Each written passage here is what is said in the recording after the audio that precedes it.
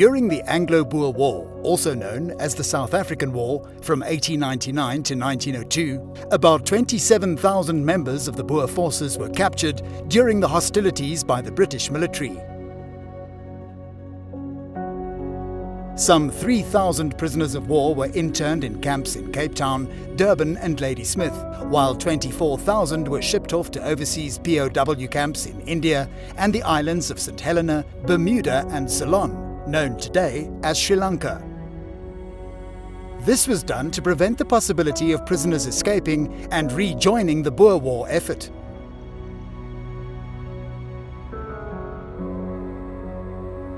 Although several books have been published on the experiences of these prisoners of war, not much research had been done until recently on an activity that eventually became characteristic of life in these POW camps: decorative art and handicraft produced by the interned men. On Saturday, the 1st of October 2022, the War Museum in Bloemfontein, South Africa, hosted the launch of an interesting and groundbreaking new publication on prisoner of war art produced in Boer POW camps. The book is published by the local publisher Protea Boekhuis and authored by Dr Vicky Heunis, Collections Manager of the War Museum. The South African Academy for Arts and Science and the L.W. Himstra Trust contributed financially to make the publication possible. The book is based on Vicky's PhD thesis in history, completed at the University of Pretoria in 2020. Dr. Johan van Zyl, head of the War Museum's Human Scientist Department, interviewed Vicky during the event not only about the book, but also on how her interest in history emerged. My love for history started at a very young age, and it started when my mother was a tour guide at the Sammy Marks Museum in Pretoria, and I wandered through the halls looking at all the beautiful exhibits. And that's where my love started for history in general. And my love for the Anglo-Boer War started when I met my husband. He did historical reenactments, particularly about the Anglo-Boer War, and we dressed up in Anglo-Boer clothing, displaying the daily life during the war, and that's where my love for the war started. During the interview, Johan further explored the content of the publication. Vicky explained that idleness and boredom were characteristic of life in the camps. Many of the Boer POWs had a farming and pioneer background and were used to producing things themselves. They initially started to produce household items from whatever they could lay their hands on to make life easier in the camps.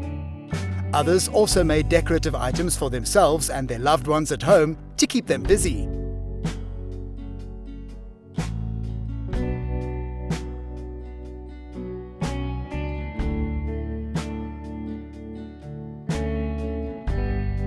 This activity eventually grew in scale and provided some prisoners with income when they sold their art and handicraft to fellow prisoners, British soldiers, and the local population around the camps.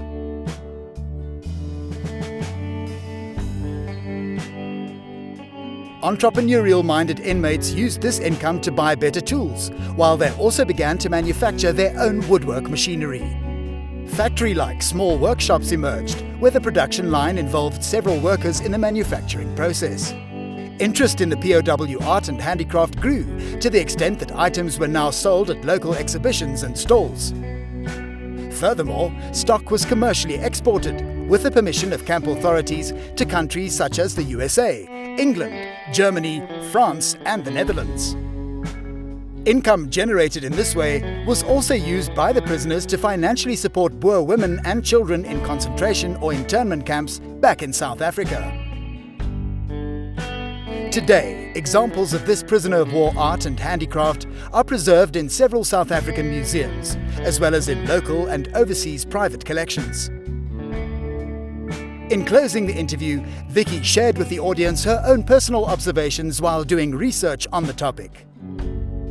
What impressed me the most and what I learned was the emotions behind the prisoner of war art.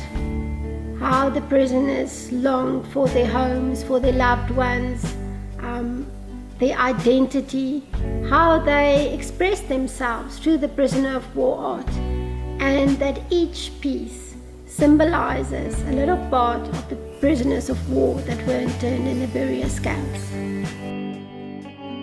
There is no doubt that this new publication will not only contribute to the historiography of the Anglo-Boer War or South African War, but also raise awareness and interest about a little known but important part of the culture historical heritage of our country.